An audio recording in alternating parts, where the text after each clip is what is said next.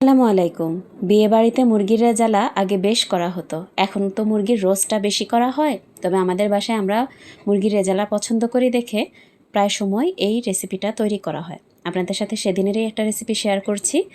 এখানে লবণ, জিরা এবং মরিচ গুঁড়া দিয়ে আমি মুরগিটাকে ম্যারিনেট করে রেখেছি। এখানে 1 কেজি পরিমাণ মুরগি আছে, আপনারা চাইলে কক মুরগি ব্যবহার করতে পারেন। এখানে আমার ব্রয়লার মুরগি নেওয়া হয়েছে। এবার ফ্রাই প্যানে তেল দিয়ে আমি মুরগিটাকে এক পাশ করে ভেজে নিব। আমি এখানে সয়াবিন তেল ব্যবহার করেছি এবং এর মাঝে আমি 2 টেবিল চামচ পরিমাণ বাটার দিয়ে দিয়েছি। মুরগিটা 2 পাশ ভালোভাবে ব্রাউন করে ভেজে নিলে মুরগিটার ভালো একটা ফ্লেভার আসে এবং রঙটা কিন্তু শেষ পর্যন্ত রান্নার খুব ভালো দেখা যায়।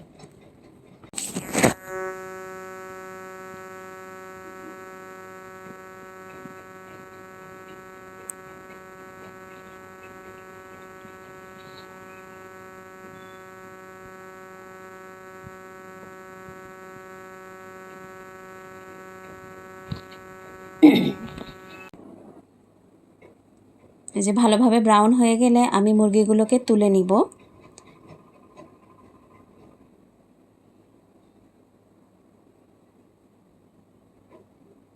এবার যে কড়াইয়ে রান্না করব সে কড়াইয়ে আমি তেল দিয়ে তাতে 2টা তেজপাতা এবং 2 টুকরো দারচিনি দিয়ে আমি মশলাটাকে নাড়ব। এখানে 1 কাপ পরিমাণ আমি পেঁয়াজ বাটা নিয়েছি। রেজালাটা বাটা মশলায় করলেই বেশি ভালো হয়। এখানে 3 টেবিল চামচ পরিমাণ আদা বাটা এবং 2 টেবিল চামচ পরিমাণ রসুন বাটা দিয়েছি। এগুলো আমি আগে থেকে একটা কাপে আলাদা করে রাখি, এতে করে আমার জন্য দিতে সুবিধা হয়, কেননা এই ধরনের রান্নায় বাহারি রকমের মশলা থাকে।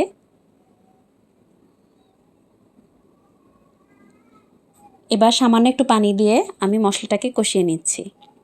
এবার রেজালার জন্য স্পেশাল একটা মশলা তৈরি করছি। এখানে 1 কাপ পরিমাণ বেরেস্তা, 1 টেবিল চামচ পরিমাণ বাদাম বাটা, 1 টেবিল চামচ পরিমাণ কিশমিশ বাটা এবং 2 টেবিল চামচ পরিমাণ টক দই আমি এখানে মিশিয়ে নিব। এটা আগে থেকে আধা ঘন্টা মিশিয়ে রাখলে বেশ নরম হয়ে যাবে। আপনারা চাইলে ইনস্ট্যান্ট ব্লেন্ডার দিয়েও এটা ব্লেন্ড করে নিতে পারেন বা হ্যান্ড ব্লেন্ডার দিয়েও করতে পারেন। এবং এখানে সামান্য পরিমাণ জায়ফল জয়ত্রী দিয়েছি, আর এখানে দিয়ে দিলাম একটু জর্দার রং। আপনাদের বাসায় যদি জাফরান থাকে তাহলে জাফরান দুধের মধ্যে ভিজিয়ে সামান্য পরিমাণ এখানে ব্যবহার করতে পারেন, এতে ঘ্রাণটা বেশ ভালো আসবে। এই পর্যায়ে পরিমাণ মতো লবণ, জিরা গুঁড়া দিয়ে আমি কাঁচামরিচও দিয়ে দিব। তারপর গরম পানি দিয়ে মশলাটাকে কষিয়ে নিব। এখানে জিরা আমি ব্যবহার করেছি 2 চা চামচ।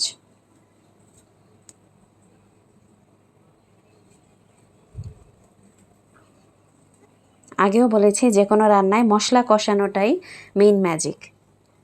মশলা যত ভালোভাবে কষাবেন রান্নাটা তত ভালো হবে। এখানে 1 চা চামচ পরিমাণ আমি গরম মশলা দিয়ে দিচ্ছি। সবগুলো মশলা কিন্তু পানি দেওয়ার আগেই দিবেন। তেলের মধ্যে মশলাটা দিলে মশলার ঘ্রাণটা বেশ ভালোভাবে ছড়ায়।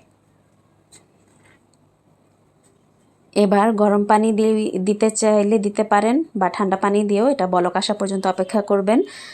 যখন মশলা কষানো হয়ে যাবে, তেলটা ভেসে আসবে, তখন আমি এখানে মুরগিগুলো দিয়ে দিব।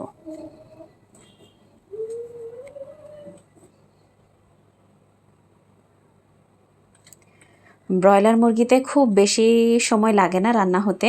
এখানে আমি 10 মিনিট রান্নার পর 400 মিলি পরিমাণ দুধ দিয়েছি। আমার এই কাপটা বেশ বড়, এখানে 400 মিলি পরিমাণ দুধই ধরে।